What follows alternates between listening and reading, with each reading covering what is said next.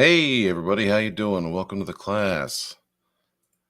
I'm going to give people some time to get in here, and while I'm doing that, I'm going to make sure I know what the heck I'm doing because this is my first time running one of these by myself. All right, let's see if we got anybody popping in.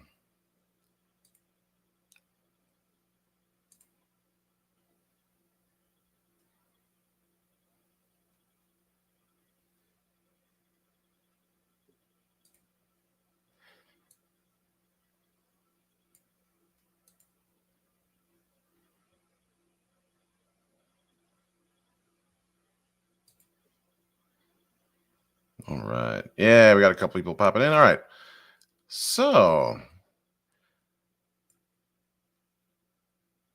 we've got Yaga and Frank. What's up? How you doing? Good to see you. Always good to have you in. So before we move on, I'm going to give a moment for a few extra people to show up, so I don't have to explain the premise of this one too many times because this is a pretty a specific lesson. So hey, Frank, and if it ends up just being the three of us, then so be it. That can be a lot of fun too. I'm going to keep an eye on this, and it's like this is almost Twitch like layouts, so my brain is like trying to default to like like Twitch controls that I'm used to, but it's not quite there. Um, all right, so Frank and Yaga and Andy, what's up? Okay, we got some people coming in. So if you could please navigate to the panel down at the bottom, the fourth one over that has the images pasted into it. I'd like to explain what we're doing. You'll see on the timeline down at the bottom.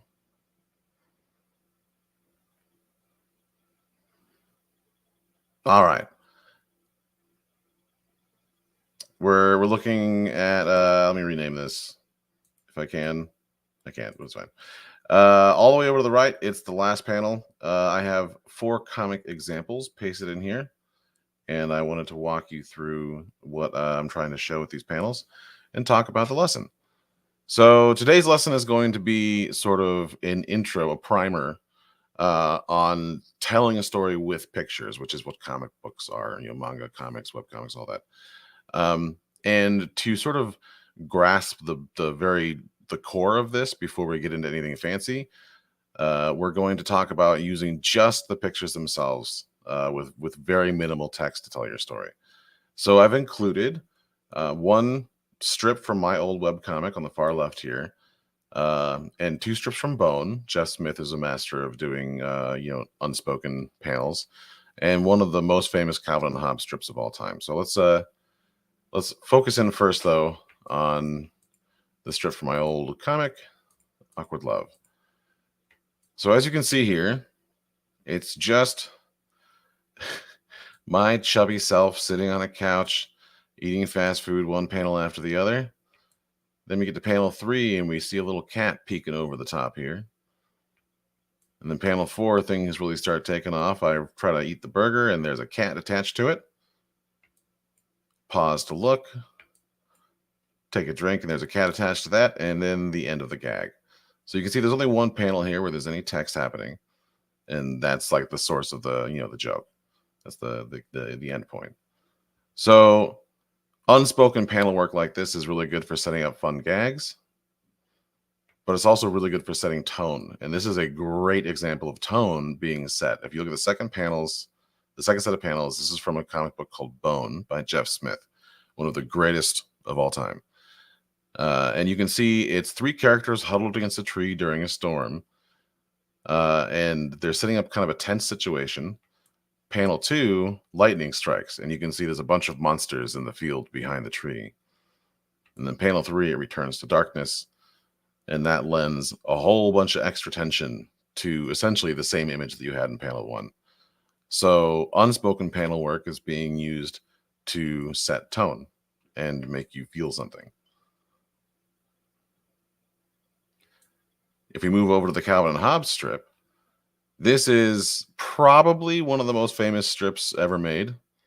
And it is that way for a reason. As you can see, it's just Calvin and Hobbes dancing and being goofy. Every single panel is just a jubilant moment of dance and fun, just goofing off, having a grand old time. And then at the very end, again, like the last one, we have our text hit, which the number of times his dad has mentioned getting rid of Calvin is a little troubling. And then we're going to go back to Bone again. This is the Scholastic republish with color. I think they're both great, but I prefer black and white, but that's just me. This is another example of textless panels being used to establish tone, but while showing you a very specific event of the process. So same shot of the cabin over and over and over and over again. We establish the cabin, we establish the time of day with like the dark woods, and then you see the slow progression of this enormous cat slinking out of the woods, sniffing around, clearly looking for something. So as you see here, we are doing a very good job of giving you an event, some kind of motion here, along with establishing tone, just like his last strip in the storm. So if we zoom out and take all of these in at the same time, every single one of these is trying to do something very specific and is using as little text as possible. We're focusing on the imagery as our platform for telling a story, which is comics at its very core.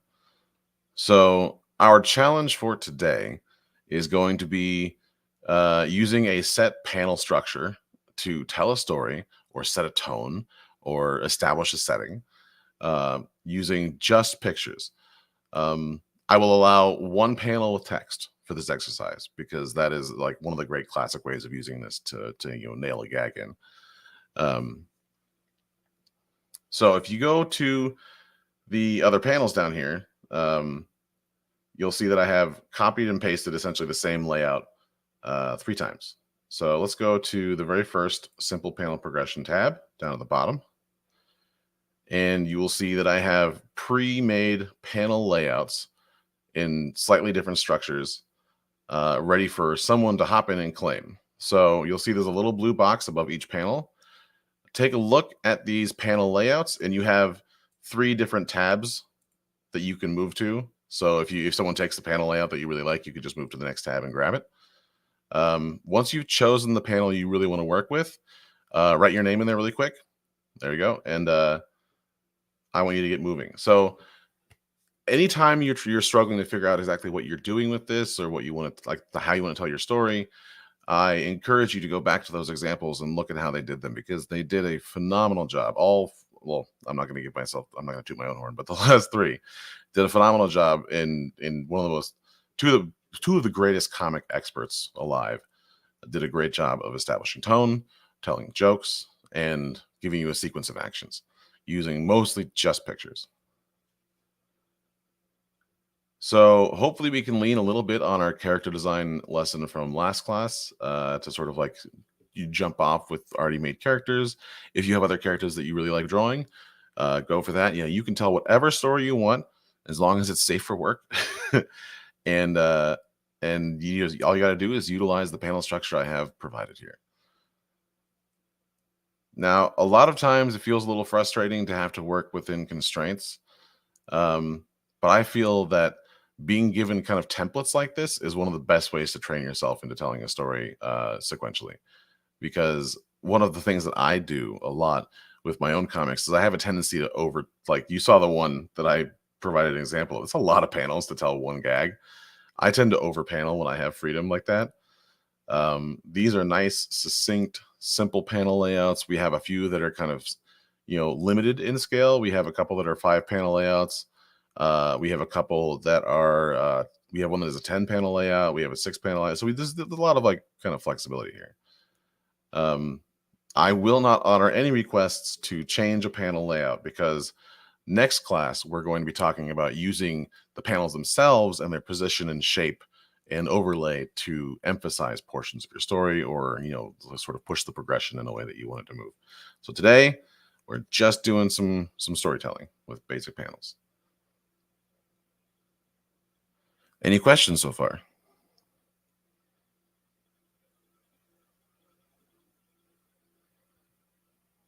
All right. So let's see what we got here. Sugar cane is on the second group of panels. That's awesome. We got someone utilizing that page. If you're on page 1 and everybody has taken panels, don't hesitate to move over to the panels at the bottom and move into an empty panel tab. I'm gonna start calling these tabs because we're working in panels. I keep forgetting what the official word for this block down here is. Let me look here. Sequence panel. Yeah, the word panel is in there. Okay. It's still not great. So I have these panel options set to be on top, but I can keep dragging them up just to make sure that everybody has the black borders above their art instead of below it. So I'm going to do that on this one too.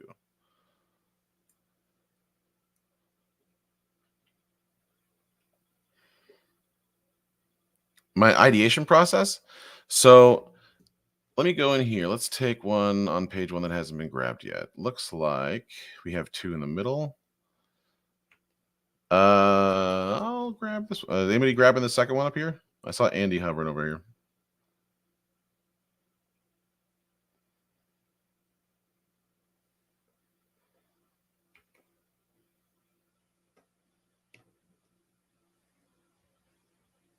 Okay, yeah, it looks like Andy's taking that one. All right, so I'll grab this guy right here. Let me get my sketch brush.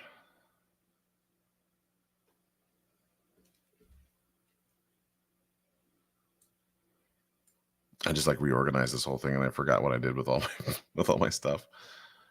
All right, I'm gonna use my usual blue. So I start in like an off color for pencils. I mean, you see everybody do it. They work in blue line for their pencils. This is sort of like a holdover from the good old days of comic art. If anybody's curious, actually, why blue line is used for sketching all the time, it's because back in the days before digital art, uh, the way they used to do inks is they would basically ink directly on top of a penciled page and then photocopy it. So the blue line was like a very specific shade of blue that didn't pick up in photocopies. So that if you photocopied an inked page after the blue line sketch was done, everything was finished, the photocopied image wouldn't have any of the blue line pencil strokes at all. So you wouldn't have to erase. That was kind of the industry hack to get sketches and inks to work quickly. And sort of we just stuck with it, and it's become one of those things that just sort of happens. Everybody uses blue line now. It never went the way of the dinosaur. Non-photo blue for the win. Yeah, somebody's been there for it. All right, let's see. So as far as my process goes, sorry, it took me a second to get there. Meandering a bit here.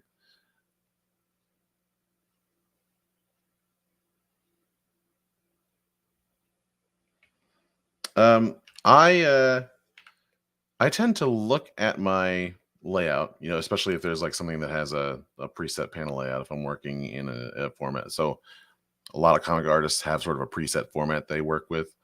They always like a lot of people use 4 panels to tell a gag. So if I have a preset panel layout, I will kind of initially in my head look at the panel and see what it might lend itself to. If I have characters that I know I'm going to use, I'll try to imagine actions that I think could take a lot of iteration. So this is 10 panels. It's a lot of panels, and I'm telling from left to right. So I'm thinking, okay, let's say it's gonna be a very complicated action. So maybe an action sequence, or maybe a character sneaking through somewhere.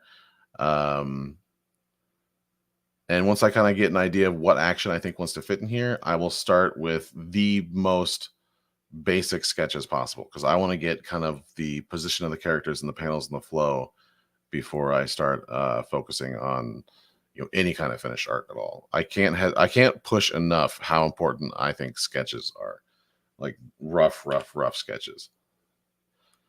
So let's say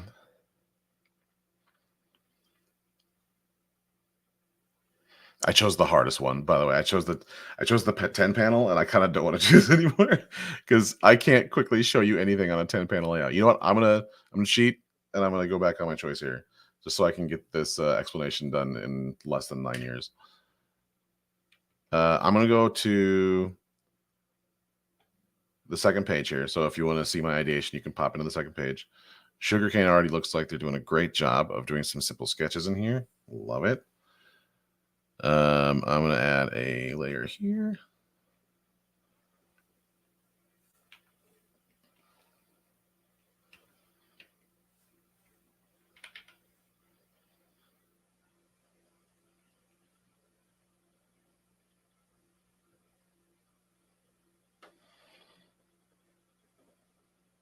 All right, so this one's a little easier. So this is an example of asymmetric panel layout. We have two examples of asymmetrical panel layout, and that's something we'll discuss a little more next month when we do a new lesson on panels. But you will see that there's one that has the panels in kind of an unbalanced layout. There's kind of like a Jenga toppling tower of panels here that Meg is working on. And then down here, we have 5 standard panels and 1 larger panel.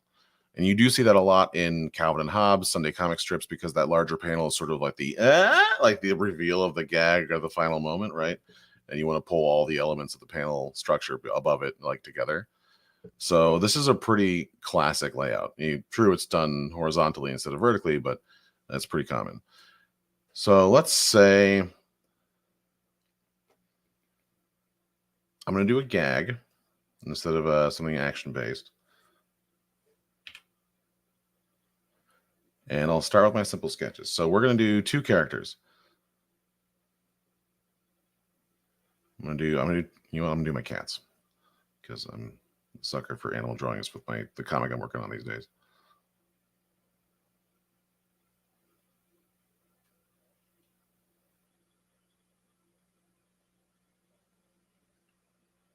Ooh. See, I just started with one idea, and then as soon as I got moving on it, my brain realized that I could have something. I realized I could do something better here. So I'm gonna have cats sitting in front of a window, watching the birds.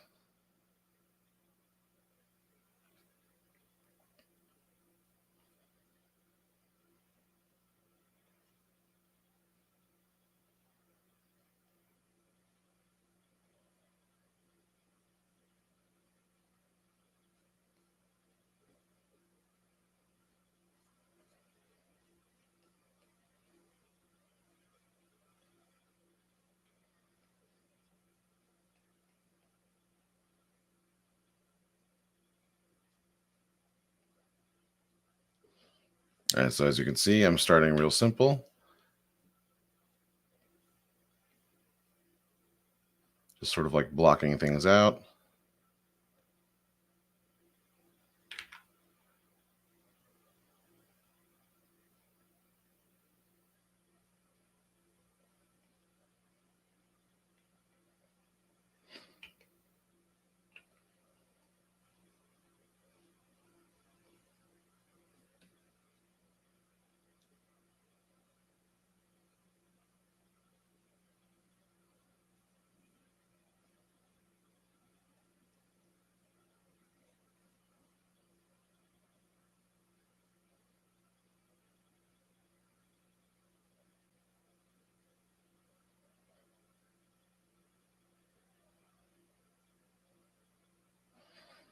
And these higher res canvases really do take it out of the computer, don't they? If anybody's having trouble with this high res canvas, just let me know. I don't know what I can do about it, but I'll see if there's any settings.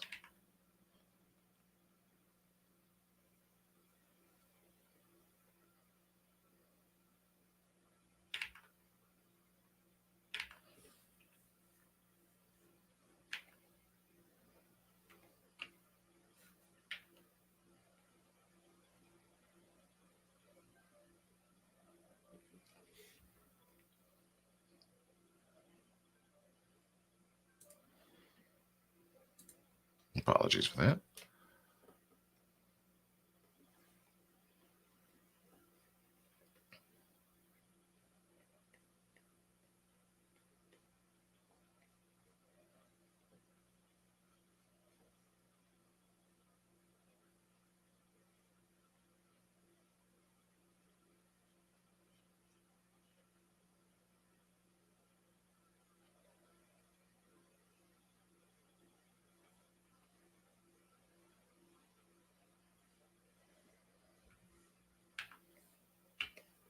All right, so I've established my shot. This is important in the beginning here because this allows us to sort of like understand the setting. So the first panel, if you don't have sort of like a repeat image kind of gag, it's very important to establish your setting. You'll notice that in a lot of online comics and manga, you'll have kind of these establishing shots in a lot of at the beginning of chapters or at the beginning of a book, and that sort of sets the tone and lets you know where the actors are, where these actions are taking place. But then the subsequent panels tend to have less environment involved. One, for expedience, like drawing environments is a nightmare. But two, like once that established shot is in place, the reader oftentimes doesn't need any more information about the environment unless there's something very specific happening with the props and set that's sort of in their head already. So we've established the shot with the window. We have two cats looking at a window. This is a bird. Trust me. Wow. It is not wanting to. I don't have stabilizer on, and it's still giving me that lag. Yeah, I'll figure it out.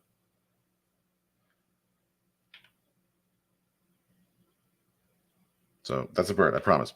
Staring at a bird out a window. Then we shift focus. We see the two cats. They're making very grim faces.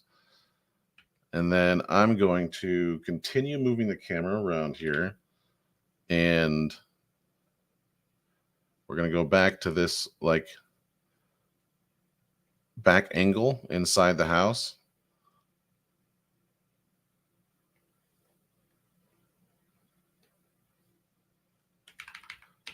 Now that we've established the set, we've established the position of the characters, we can keep zooming in, and less visual information will still give you the same kind of character setup that you got in the first shot, because now it's just the side of the head of the cat on here and the side of the head and the shoulder of the cat over here.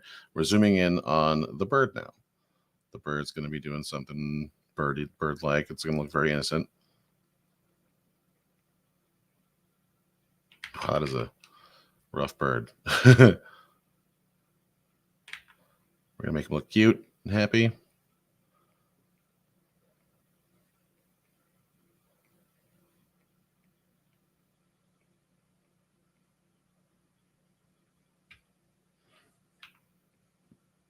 All right, so I'm going to take a little break here and look around and see what everyone's doing. Holy cow, sugarcane! Look at that.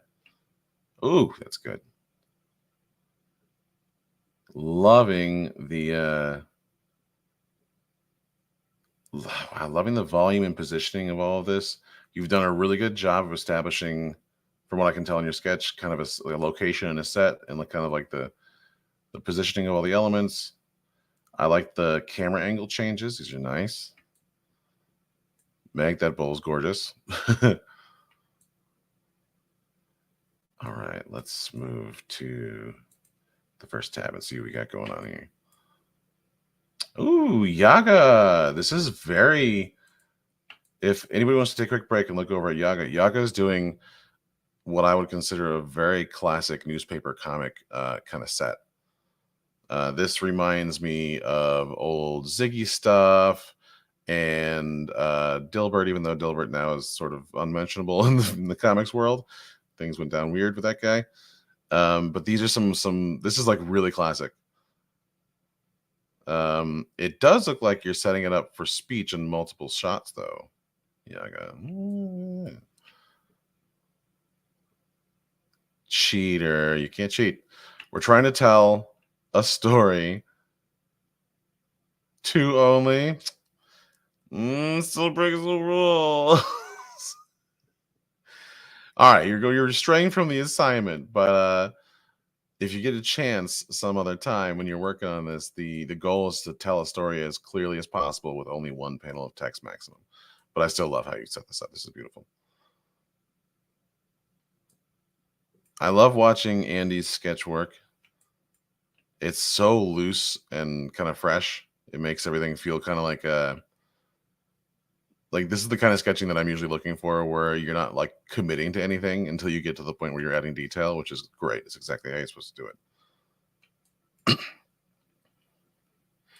Next, this is getting some really nice scenery going. This is beautiful. Ooh, I like this. I'm kind of enjoying what I'm seeing in the gag. Uh, Frank, I don't know if you have a second to type for us. What is this through line you did here? Were you trying to? This looks like vestiges of a storyboarding tracking key. So you had like this, you drawing a circle here and then a line that connects the two circles. Did you have anything in your mind when you were doing that? Is that a specific element that helped you guide your process? Yeah. Okay. So yeah, you were storyboarding. Do you do storyboarding in general, Frank, or is that something you're familiar with? Because this is like classic. This is like technical stuff here, like doing a shot track.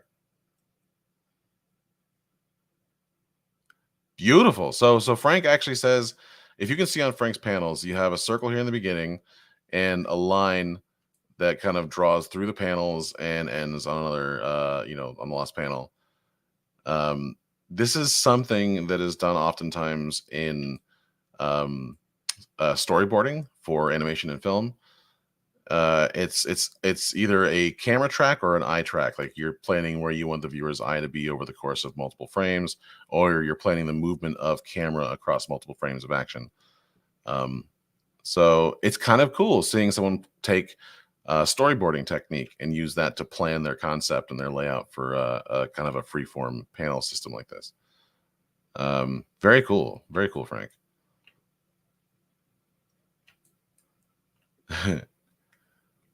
I like this nice kind of like relaxed set too. It kind of lets the characters' facial expressions do so much of the storytelling. Very cool. We have an adorable little turtle that ate a horrible flower. Do turtles eat flowers? Do they eat like what do turtles eat? I didn't even think about what turtles eat. Um, this is all shaping up really nicely. Okay, I'm gonna let you guys work. I'm gonna go back to mine. Some beautiful progress here.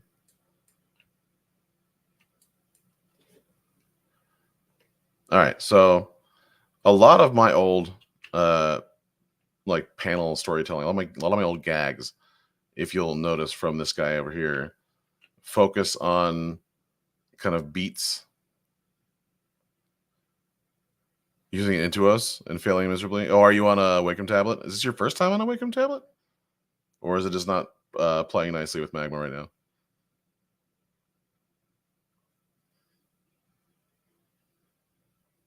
Yeah, I got that.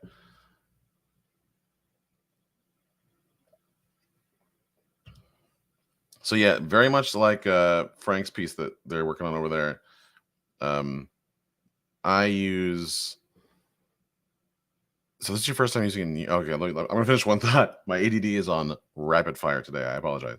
So I use like body position and kind of facial expression to kind of land a lot of the gags.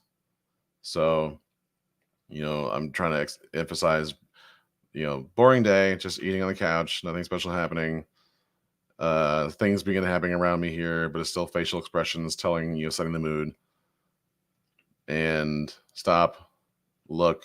Now this beat right here is very important when it comes to pacing the story, the gag, because I could just have like cat, cat, cat, gag, punchline. But this little pause here allows the reader to sort of like take in the absurdity of the moment before we move ahead and add even more. And the facial expression is a big part of that. And then, of course, we have our little payoff here. So I like seeing a couple strips already that are doing that. It's a very classic way of telling a visual gag in a comic. We have that here for sure. Yaga's facial expressions are shaping up to be very cool here. You have an expressive character you've put in front of us.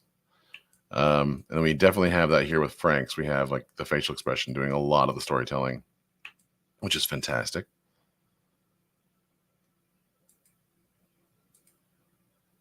All right, so let's go back to my cats and bird.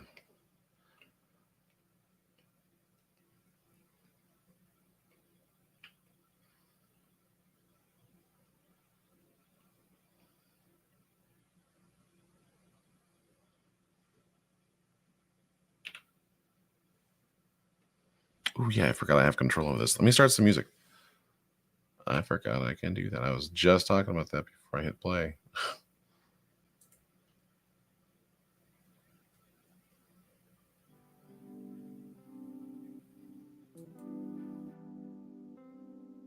There we go. Much better. Now let me make sure I can. StreamYard. Okay, no one commenting on StreamYard.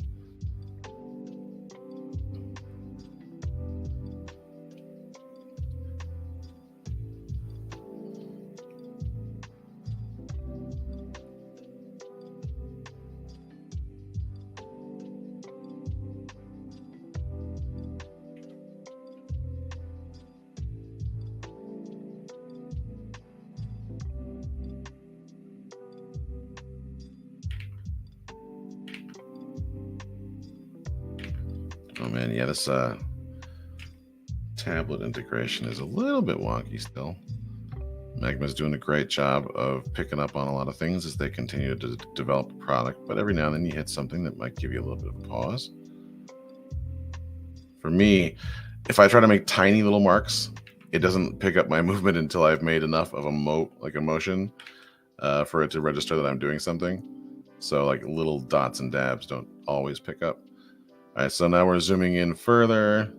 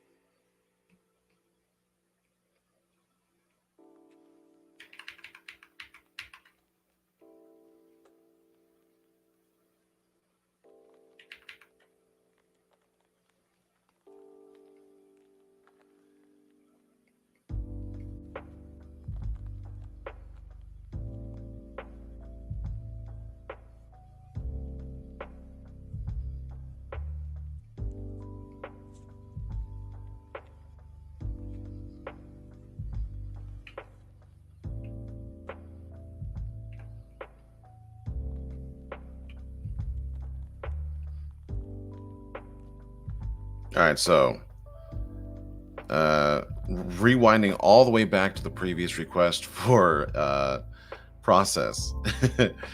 So as you can see here, I'm sort of making up this gag on the fly. Usually I would have a little bit of a script in place, like a joke idea, or a lot of people who do gag comics, like Sarah Scribbles. If you haven't read, by the way, it's great. It's a great gag comic. She does great work. A lot of times they'll have like a little notebook or a journal they carry around that they use to sort of keep track of their gag ideas. So like for mine, it would be like, oh, like when the cats decide to suddenly start tearing around the house and breaking everything for no reason, like what's that about? Like, I'll jot down my ideas, so I'll have something in place. For this one, it was just raw off the cuff, kind of trying to figure things out as I go. So I figured, okay, let's see, cats are in there. Like I just dealt with my cat bending my my blinds trying to get to a bird outside, which was very frustrating. And I'm kind of like internalizing in my head, like, what is that? What's happening in their brains when that happens? Like, what's going on here? So I'm gonna do the face-off between two very upset cats and a very disinterested bird, because they never seem to care when they're on the other side of the window.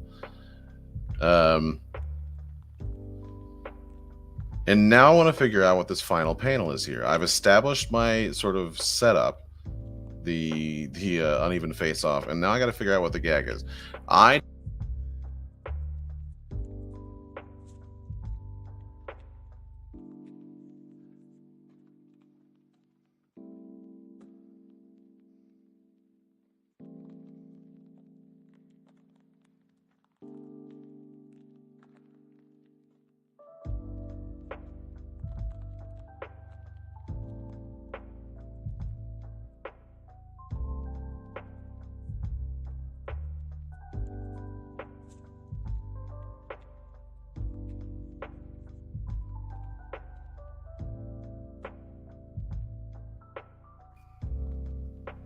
For some reason, Streamlabs just muted me.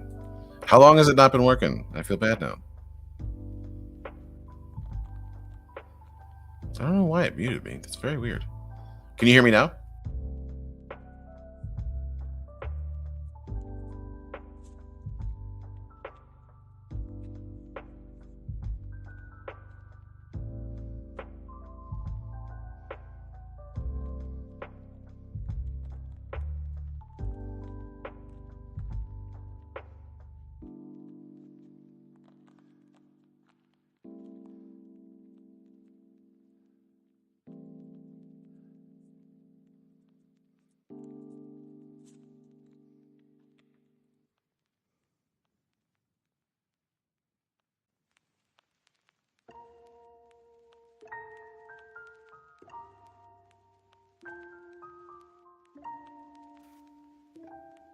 Okay, so for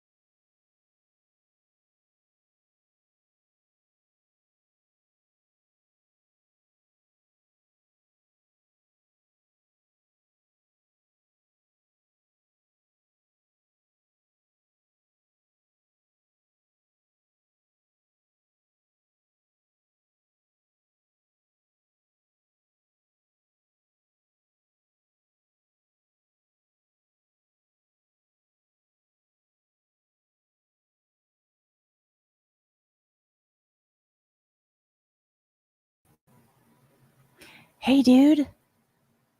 Hey, man. I know nobody can hear you. So, I thought we'd play a game of, oh, hold on.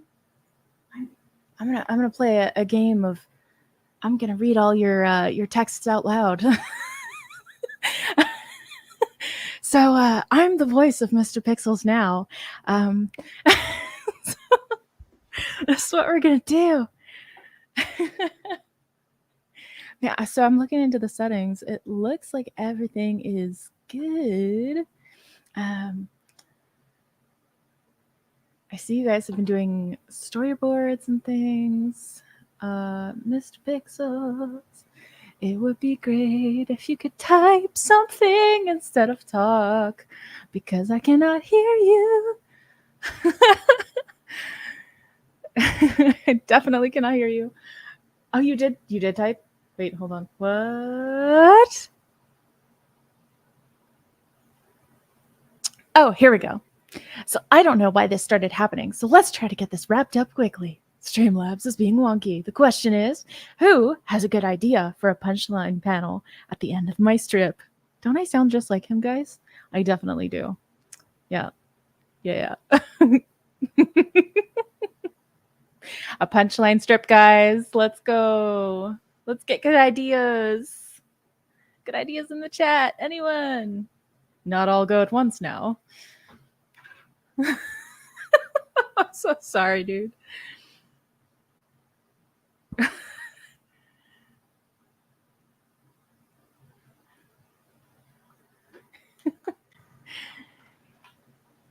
At least someone can hold the fort down. Maybe he's gone to restart his. Hey, Mr. Pixels. Hey, I'm gonna share the canvas. Do you want to like restart your machine? Yeah. Restart your engine, bud. I'll share screen.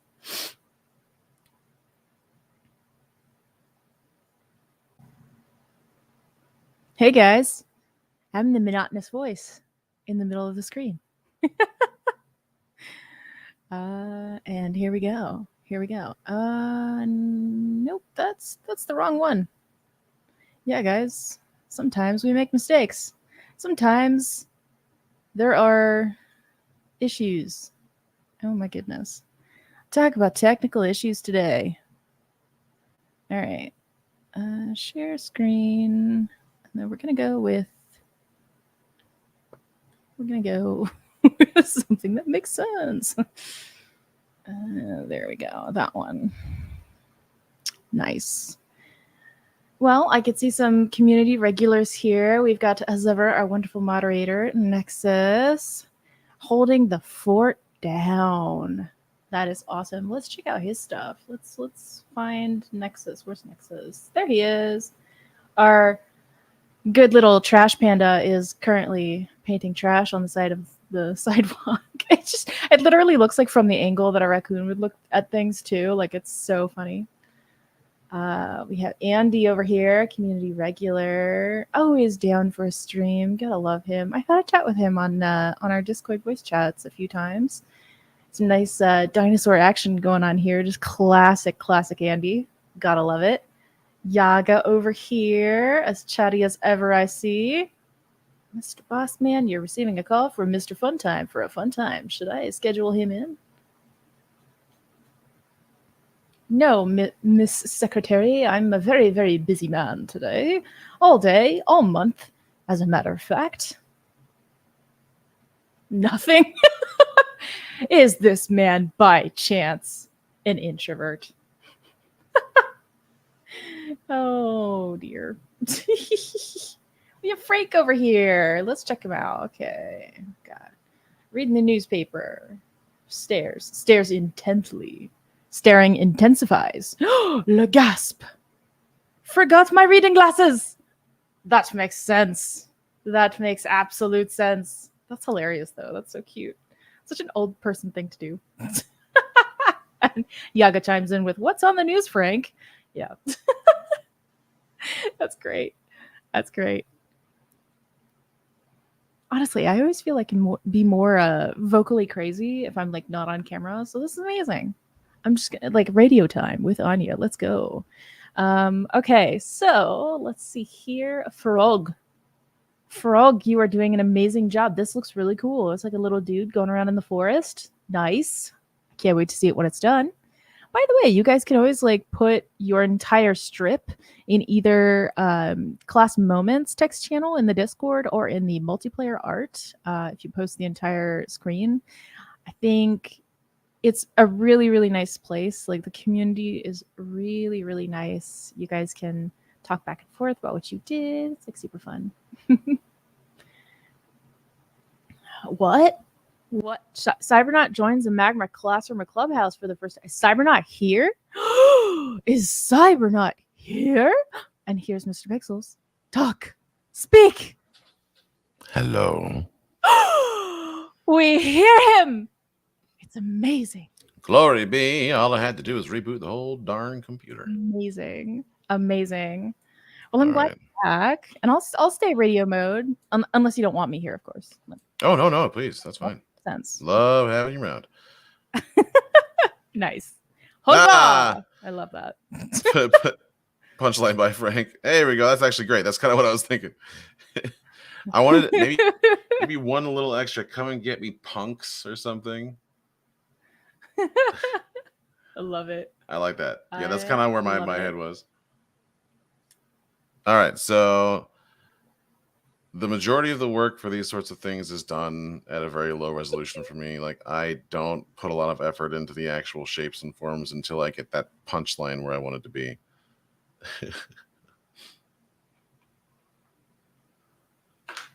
Wussy cats. Perfect. So you'll see that there's a lot of really beautiful work being done over here. Oh, man, this is great. Meg, this is fantastic. But it's nice that a lot of the stuff is being kept rough and simple as we go. For anyone who has joined and does not remember the assignment, or hasn't heard, we're doing storytelling with just pictures, only one panel with words. We have a flagrant violation of the rules over here with Yaga. Yaga has taken the speech bubbles out of a couple of them.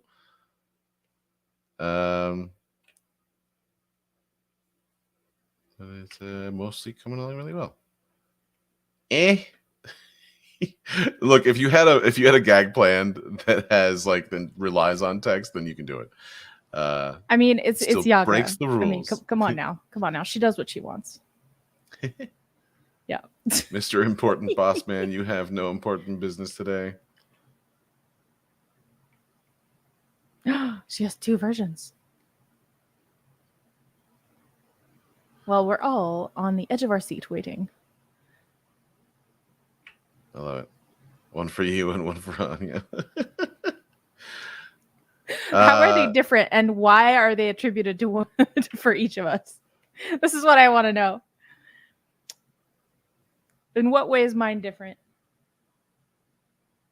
That will tell me exactly what you think of me, Yaga.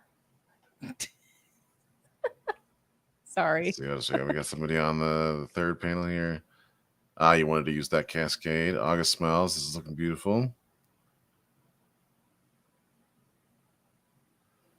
You had 3 speech bubbles. Cold. But my microphone stopped working right before I could call you out for the third one. Look, Yaga, it's fine. If you want to add the text, you can. It just doesn't follow the spirit of the exercise. I'm sorry. Spirit of the exercise. Goodness. Okay, sorry.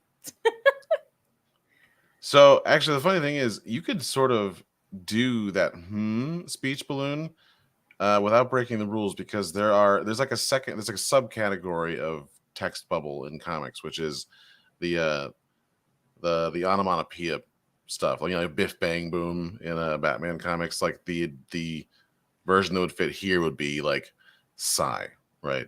Like a sound coming out of the character, and not necessarily like speech. I do love this panel where he's like looking around like, well, crap. Like, I love the tone of this one. This is beautiful.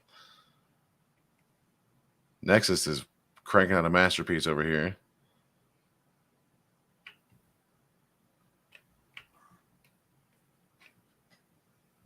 Really excited to see how this shapes up, Frank. This is looking good. I like the slow lean. Yeah, so actually this panel right here is going to be a good example of what I was talking about with that beat panel, like the pause for beat, like the when I lift up the burger and there's a cat attached to the hamburger and I pause to look. Like this right here is a really good example of that with a slightly different effect. Like you expect something fascinating and incredible to happen here, and then the gag. This works. I like this. This is beautiful. These are all really fun. This turtle one is adorable, even though so simple and quick, but it's still like fun and cute. This would I'm trying to think of what old comic strip this is reminding me of. It's a classic. I'll come back to it when I remember. All right, let's see what else we got here. Holy smoke, frog! This is creepy.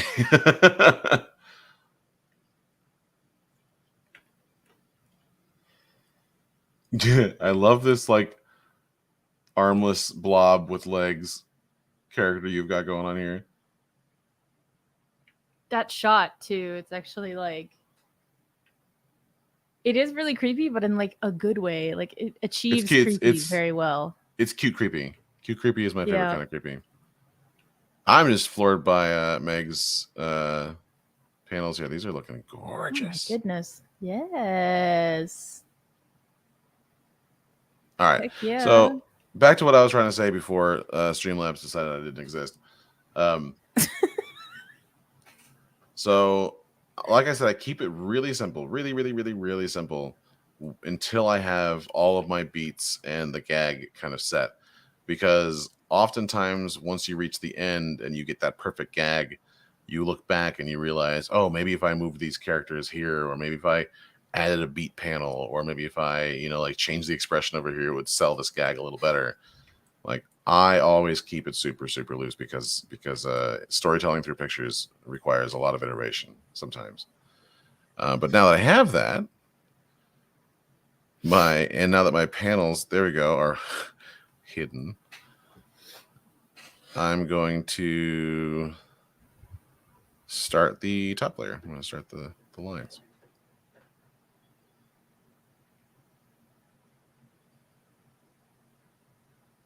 So, Mr. Pixels, what do you think about when you're starting the second layer? Like, what do you want to achieve? So the second layer is, if I was doing a full illustration, it would most likely be another sketch layer to refine the shapes and nail down the facial expressions and make sure that everything I want to tell is being told. With simple comedy strips like this, oftentimes the artists are using characters they've drawn 500 billion times before, and going straight to inks from this state is pretty viable. So I've drawn these characters. These are my cats. I've drawn them 1,000 times. So I know exactly what I'm trying to do here. So I'm just going to go straight to inks. And we're going to see if it works. Oh my goodness, these cats.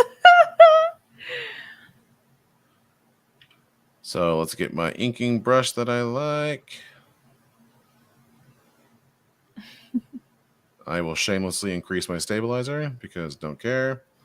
Yep. I hear you on that one. As you can see on the stream, I don't have my stabilizer up at all. No, it's not at 53%. What do you don't look. That's where I like mine, but ain't no shame in like bringing it higher or having it lower. It's don't judge me. There for a reason. If it was cheating, people would take it out. You know what I mean?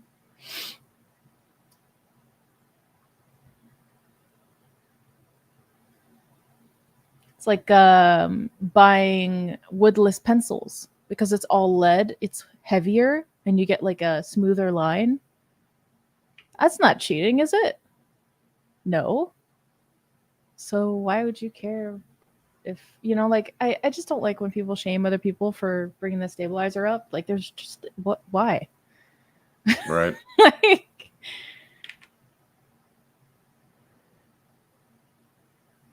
Like, who put citric acid in your porridge this morning?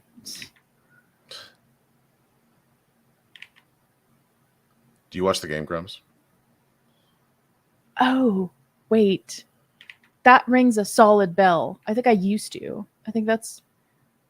So they do this little side show that's called the 10-minute Power Hour, where they like try like weird things, like weird old expired products, or they'll like get ancient toys from back when they were kids, and play with them and see how stupid they are nowadays. And the last one that I watched, they got a big bag of citric acid, and they used it to make things that aren't normally sour. And what did they do? oh man, there were some pretty shocking ones. There was like chicken fingers, which they almost died on. Ew. Yeah. What other things? It's been a second, but I remember there was something like kind of soup-esque that absolutely just ruined their lives. So you said porridge, and that's what it made me think of.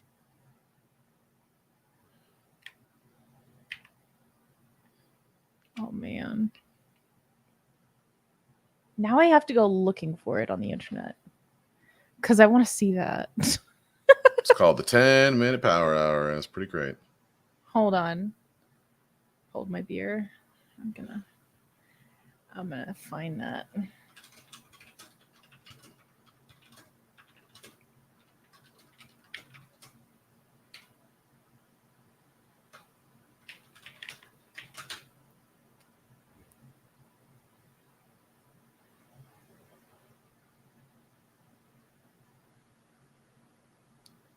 Oh, here we go. Oh.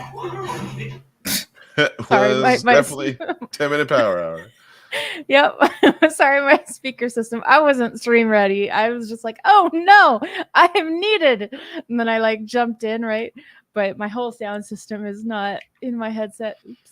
Yeah, I'm glad you did. I didn't want to like leave to reset things and then have the whole stream go away. So yeah, I figured you might need a restart, which is why I came.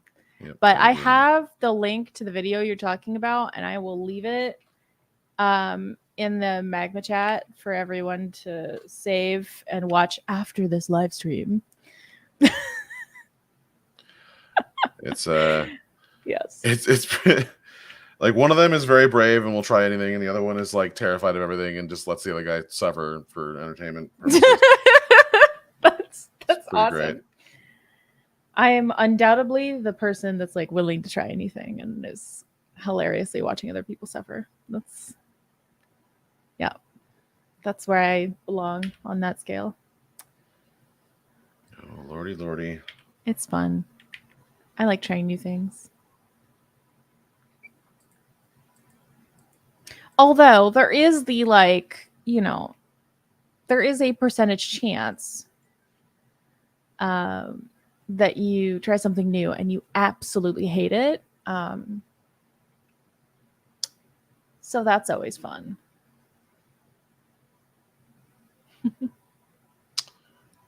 Well, I'm having some issues today. It stopped drawing lines. Let's see if my other tools work. No. Nope. Not working. Oh, come on. Man, your tech hates you today. This is so unusual. I put a lot of time, effort, and money into this tech. Thank you very much. This should be flawless. I never have these problems. I know, me neither. But when they happen, and it's okay. We're here for each other. It's okay. I put so much effort into building all of this for everyone with the preset panels and stuff, and now it is really nice, though. You did a wonderful job. There we go. Is there a quick key for locking like the opacity on a layer? What's the quick key for that? Because I must be pressing it.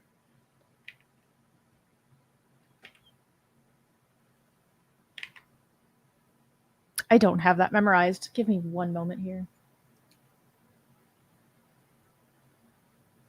No.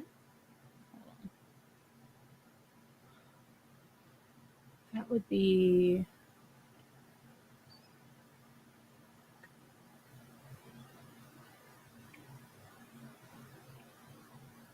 Control B or slash?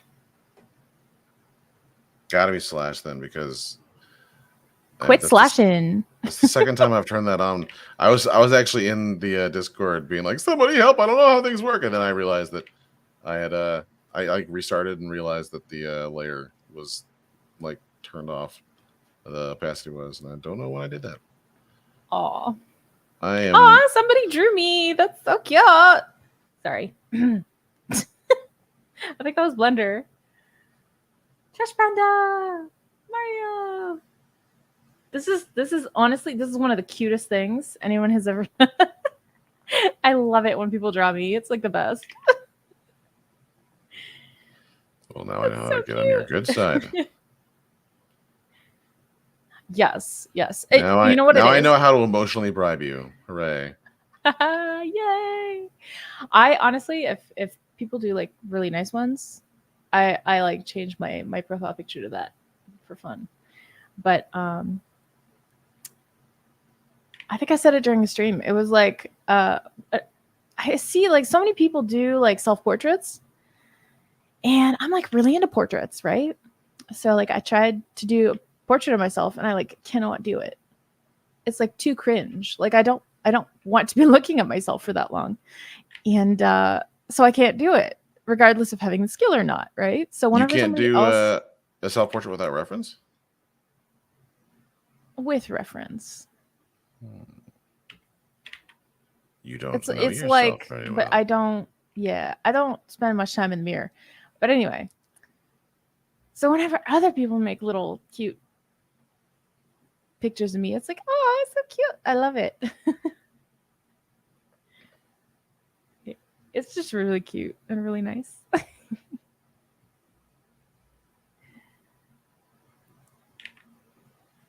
I'm loving watching these take shape, guys. This is really cool. Oh, there's someone on the third panel. I never saw it.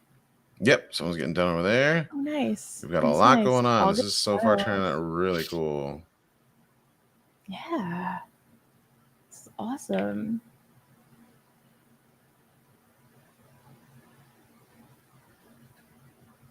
No. Some of these are like just really a lot.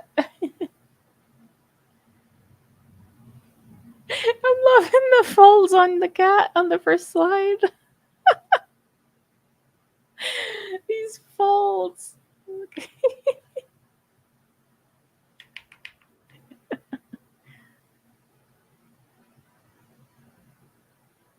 These faces too. That's so funny. Oh, it's a pretty one, is it? Oh.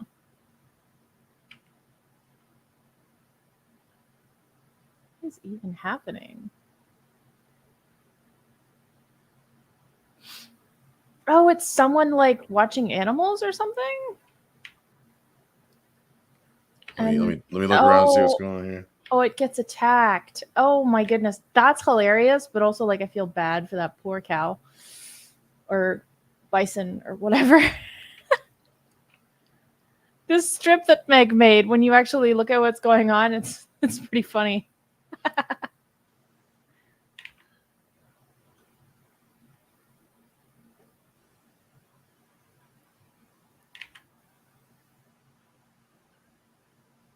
One of the things that I really like about comics, especially comic strips, is that since the focus is on storytelling and kind of expressing an idea through sequential panel work, like the focus on the art itself is a lot more like loose, and you get a lot more kind of like fun, vibrant, expressive cartoon characters that are just kind of like goofy fun.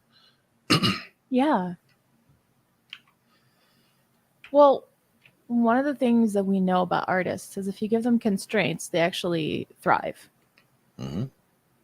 And so having a situation where you can't really rely on words very much will make you lean on other things that stretch your skills in directions where they wouldn't normally go. And that's a wonderful tool to have under your belt.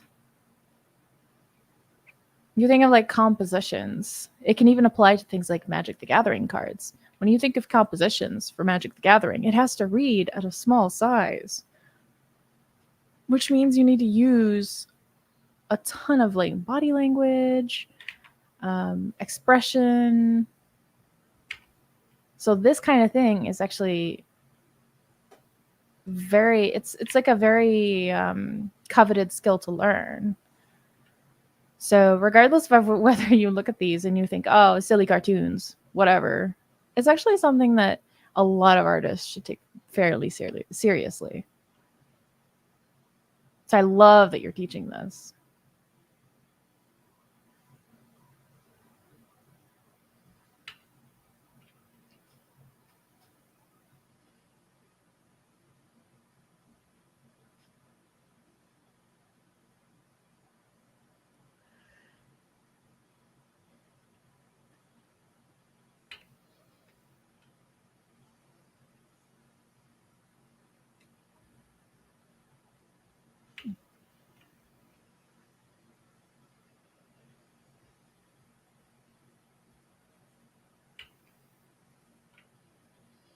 I don't know why drawing angry cats is so fun, but it really Cats is. are always angry. That's they're always disgruntled. It's extra funny for me. So this fluffy cat here, this guy, is actually like the happiest, snuggliest, most like affectionate cat on earth. Aww. So drawing him like this is so silly to me. It just makes me go, yeah, that's not how he is.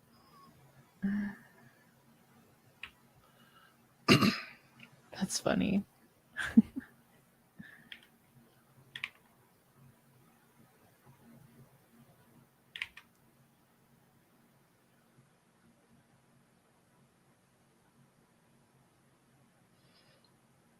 Yeah, I'm having some general tech issues. I'm gonna have to see if something's going on because my the lag is intense. I don't know if my internet is being really weird right now or something. It could be your stabilizer. It's well, even with the stabilizer off, like my lag is like pretty bad. There, Interesting. see? Yeah. Ugh. Is your canvas like huge? Yeah, I made a big canvas so people could have a little room to tell stories. Yeah. I had a feeling that was gonna do a little bit of something, but man, oh man, does it ever prove me right? Yep. It's the combination. Like if you have a big canvas and your stabilizer's down, it shouldn't be that bad. But the big canvas and the stabilizer up, woof.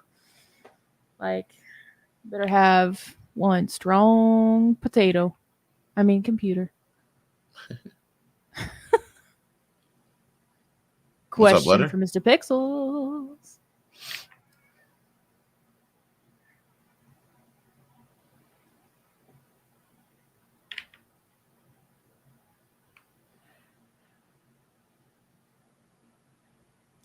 We give thee leave. Ask your question. Yeah, hit me.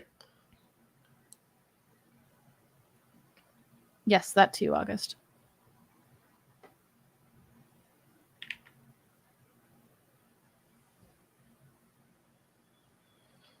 I have Really used an needs Intuos Intuos. tablet. Yep. So you're having some trouble with your Intuos tablet. I'm hearing.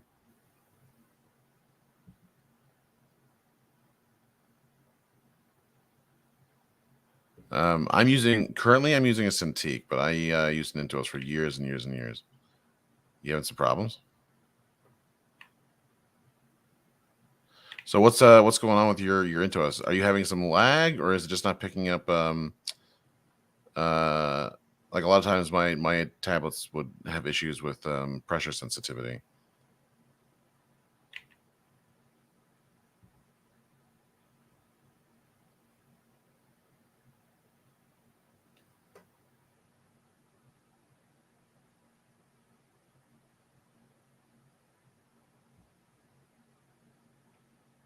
All right. So what's your struggle? There's a lot of adjustment that comes with learning how to use a tablet like that.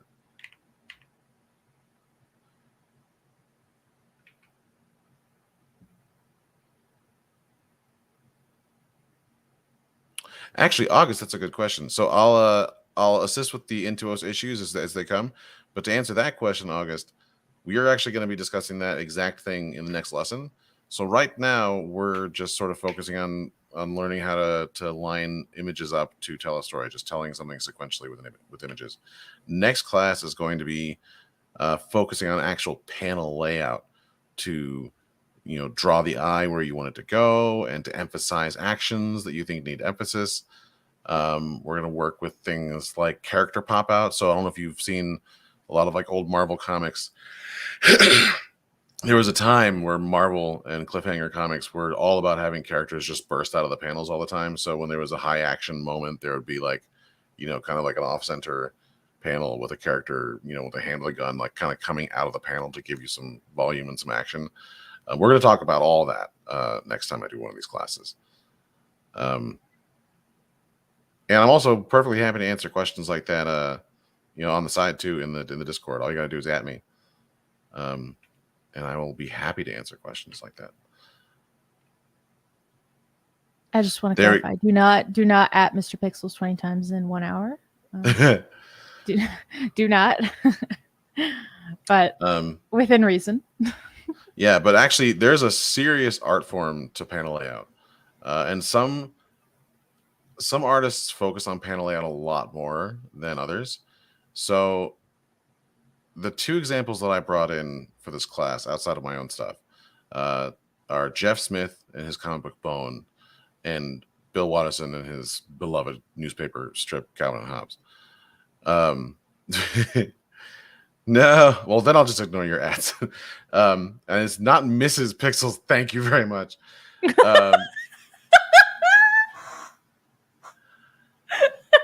I am masculine presenting. Thank you. You're looking so cute, Mrs. Pixels.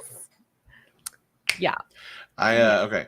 So the two examples that I used actually, so Smith and Watterson are a great example of two people who are experts with panel craft that do completely completely different things with their panel craft to get completely different effects. So Jeff Smith does a lot of, like, if you read through Bone, the page after page after page will just be 6 to 8 panels, kind of rectangular, organized cleanly on the page.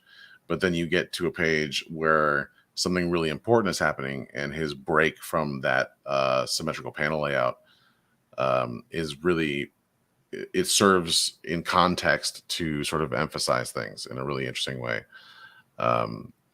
Watterson, on the other hand, is a master of just making, like his weekly strips would be, like panel after panel, like simple stuff, maybe with a breakout at the end. But his Sunday comics, where you get some color in there, he just explored that canvas like crazy all over the place. His panels would either be non-existent and it would just be like illustrations in sequence, or it would be, like one establishing circular panel in the corner with a big illustration to emphasize what's going on. Like, he really liked to play with the canvas for his Sunday strips. So August, while you're waiting for our next class, my recommendation to you is to get online and start digging up old Bill Watterson, Calvin and Hobbes Sunday comics. Very specifically his Sunday comics, because he got a full page. And just start reading, because not only is that like one of the best comics ever made, like Calvin and Hobbes is unbeatable, but it's also a beautiful example of kind of free, expressive panel layout exploration by a master of his craft. Word.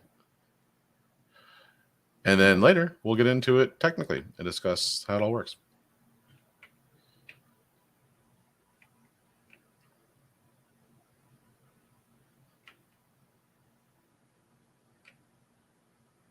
Nice. So I just want to take a second, and since I'm here, I'll warn you guys, we had to reschedule Jonathan's classroom tomorrow to next week, Tuesday, earlier than normal. So instead of being noon EST, it's like 10 EST, 10 a.m. So just letting everybody know. Is it okay if I put a bad word in the... Look, I normally wouldn't shy away from it, but since we're family friendly, it's the B word. I find I'm including Baby? it. Yeah, that's the one. Because it makes this panel here so What about much funnier. button? Button's the word. Baby button. Yeah, bird. Bird is the word. I mean, bird is the word.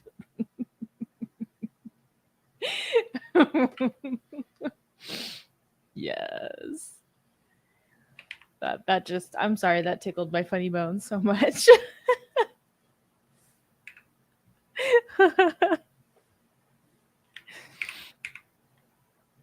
Does this happen to you?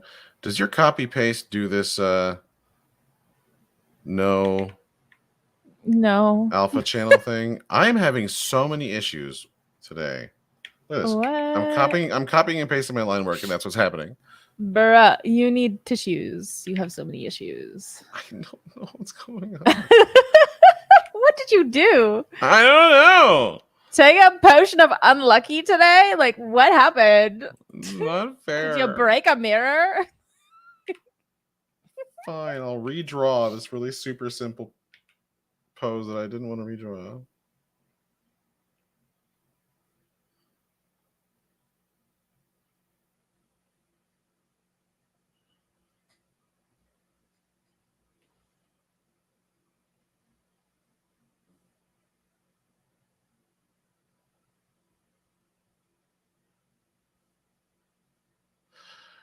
Oh man, if any of you had ever played Dungeons and Dragons with me, you would know that D20 weighted.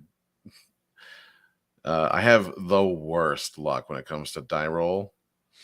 Oh no. Oh my word. It's so bad that I was in a game once where the DM like made special rules for me for like bad rolls because it was getting to the point where it was just delaying everybody. Like really, really bad. I don't know what my curse is. I don't know who I upset, but oh my word, is my dice luck the worst. And the funny thing is, I am a crazy collector. I collect stuff. I like collecting things. It's fun. But like I wasn't a dice collector at first. The reason I am now a dice collector is because I started doing that thing where when dice don't roll right, they go to dice jail. So you need other dice to use. Yeah, exactly. So I now have like a briefcase full of dice. Yeah. Oh no, you're one of those. August, you're a DEI. That's me too. I have a friend. Her friend is Katie. Her name is Katie Turner. Shout out to Katie Turner. She's about to get married, but she cannot stop buying dice. She's somebody from my D&D group. Like I literally like someone had to twist my arm for me to have a second set of dice. I'm such a like I have one set. Why would I need more? Like that's my mentality. It's like I love her to bits, but girl, you don't need. I'm saying this for you too, Mr. Pixels. Girl, you don't need a briefcase full of dice. You don't. It's gonna be okay. But have you seen dice? They're very pretty. And with that argument, he won everyone else over. Yes, they are pretty. I have one set in red and one set in blue. And it glows under neon lights, which is nice. I don't need more.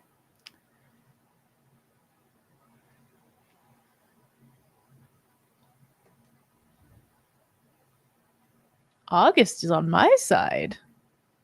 Oh. Wah, wah, wah. Until he said that last line.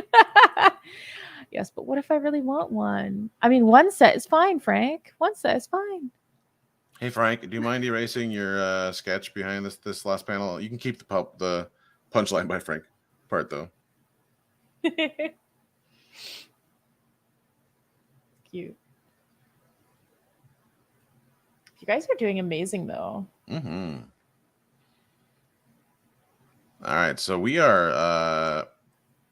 Was this supposed to be? It's supposed to be an hour. I think you meant a briefcase. All right, so I'm going to draw your attention to my very simple comic here. This is sans any shading or coloring or any of the bells and whistles. This is just about the storytelling. You'll see that I use nothing but camera movement and expression to establish the tone, get the beat structure of the gag in place, and then I use that last large panel to sort of like emphasize the goofy comment.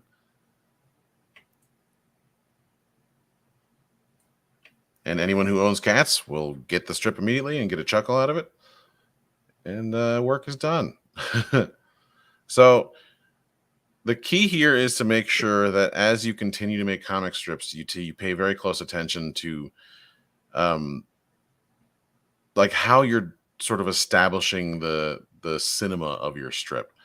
Like, since you're repeating images to tell a story, the movement of the camera, like the position of the viewer in relation to the characters, is as big a part of the tone and the storytelling and the pacing as the characters themselves or the text. And this is a really good way to train yourself to take advantage of that stuff to really tell your story. If you can't use words, you're not going to rely on the puns to make your gag work. It's got to be visual. And the more you have to make things visually fun or entertaining or compelling, the more you learn how to sort of line your images up in a way that make the reader feel something. Now let's see what else we got. We got people on panel. Let's see, I'm on panel 2 here. Man, Meg, so good.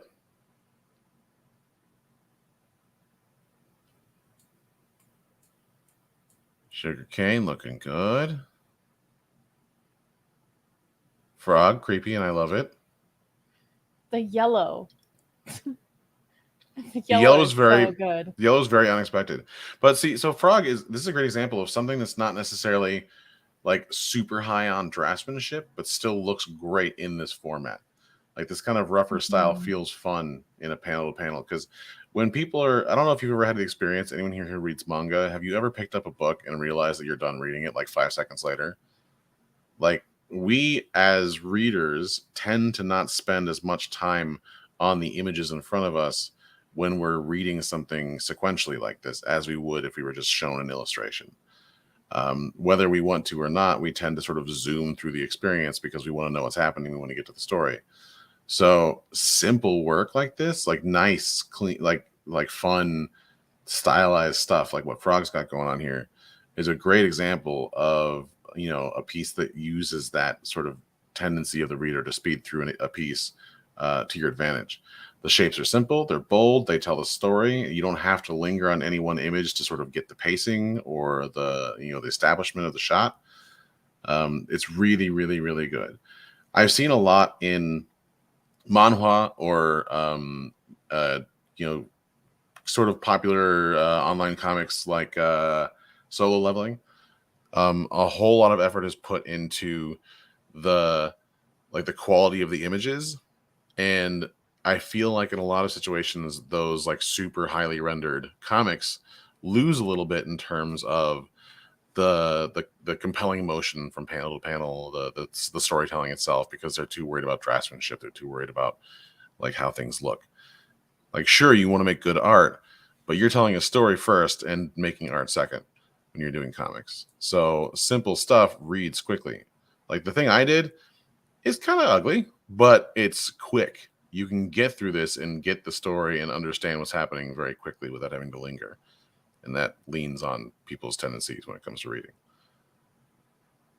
Let's see what we got in panel 1 here. Hey, I just want to say, like, that panel too, I really love it's consistent. The style is one style throughout. Mm-hmm. I know I would struggle with that, so that's why I'm mentioning it. It's like really, really consistent, really nice. Also, your art is not ugly. Quit saying that. Oh, well, compared to something that I spend more like did I post the most recent Dark Hollow like finished pages? No, you have not. Panel 5, let's go. Okay, fine. Show us. So there's a reason that I spent so much time establishing a style for Dark Hollow. Mm-hmm. Let's see here. I love people are showing up to panel 5 to see it. So this was the first Yeah. finished panel. I don't Okay. have permission to paste. Oh, are you in charge of this one now? Can you give me permission to paste? Oh, This is my canvas. sorry. Okay. So that's happened to me like in the middle of the live stream when somebody else makes a new canvas, and then like I just don't have control. It's like, oh, it's so awkward. All right, so That's why, like, if you ever enter a thing of mine now, there's like 20 million sequence panels because I'm like, no. But yeah, go ahead. Sorry. So this is the first finished style. Oh, what happened? Oh my god, what is going on? I don't know. Is it there now officially? Ooh, Okay. yes. So this is the first finished panel. I did a full page spread. This is like basically a splash page. This isn't actually the first page of the comic, but this is a step in the first few pages that I wanted to get done first to sort of get my tone in place. So when we talk more about panel flow and using panels to tell a story, like in the next class, I'll talk about splash pages and why they're so important. So I did 2 splash pages first. Please just put the thing where I drop it. Do I have to make a new layer? Man, what is going on? Please stand by. Technical difficulties are in progress. It won't even let me add a layer.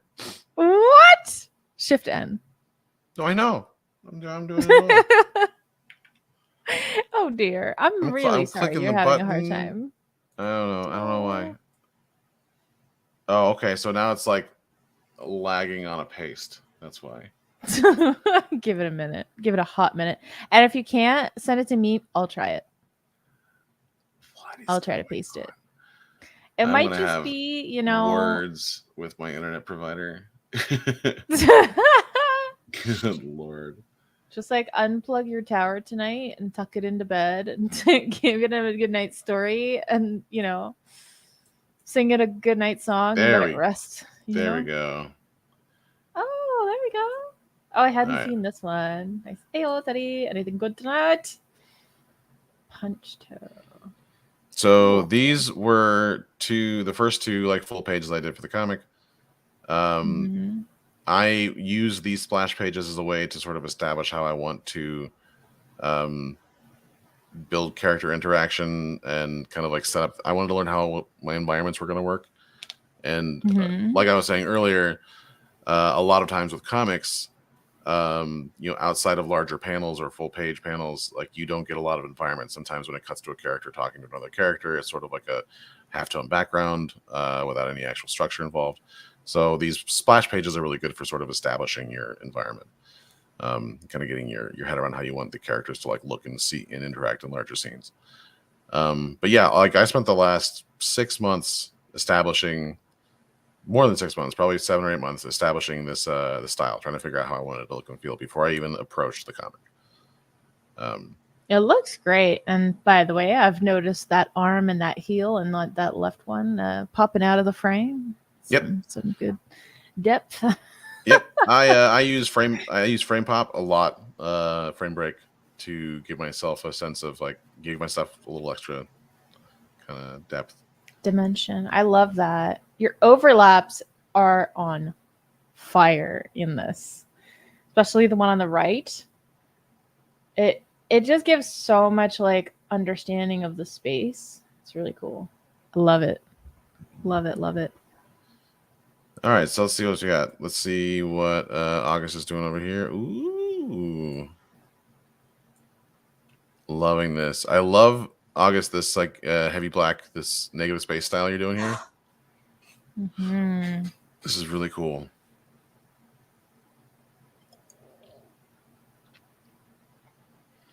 I like this too because it's not a gag. It's you're using this very much like the panels from Bone by Jeff Smith to sort of like build a scene and establish a tone more than anything else. This is a very powerful use of panels. All right, let's go to the first page.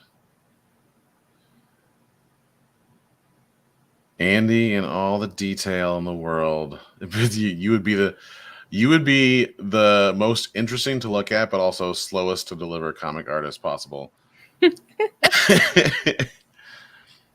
I don't know. He's always drawing. I'm constantly seeing him in like voice chats, drawing and stuff. So I don't know. Depends on how much he's willing to work.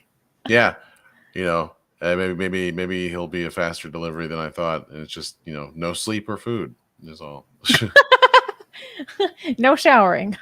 Just I am constantly. gonna zoom in on Nexus's piece. Oh, I really like this. It's so like I picture like lo-fi and like anime people. I don't know. To me, this is very like what is that? Slice of life? It's very slice of life. Yep. Yaga was hyper Deleted. obsessed. Oh no. What happened? Read the story of what's going on. It's like a good day. You've got like a snack, a plant. You're like doing your journal. You start Yep. drawing 10,000 strokes, 20,000 strokes. You're doing stuff. File, download, delete instead. And then the last panel, I'm done. Yep. Just like walked away. This is very relatable to anyone who does and digital it's so art. good too. The flow of it, like just the action of it. That's so good, dude. Yaga, all the little beautiful papers like on the ground. Sorry. A beautiful little compliment from Yaga over here. Growing up, I was obsessed with hyper-realistic dinosaur comics. So, Andy, I gotta say, your comics are striking me in the heart for real. I love this community. These people, y'all are so supportive. I love this shit. I know, right? Frank, Anya is the captain now. I can't help but picture that gif. The guy like, I am the captain now. Like, it's so funny. Oh, is it time for stream to end? We are. We're 5 minutes over time. All right, so those of you on stream, Mushroom, I'm sorry. I don't know if you're saying hello because you just got here, but this is the end of the stream.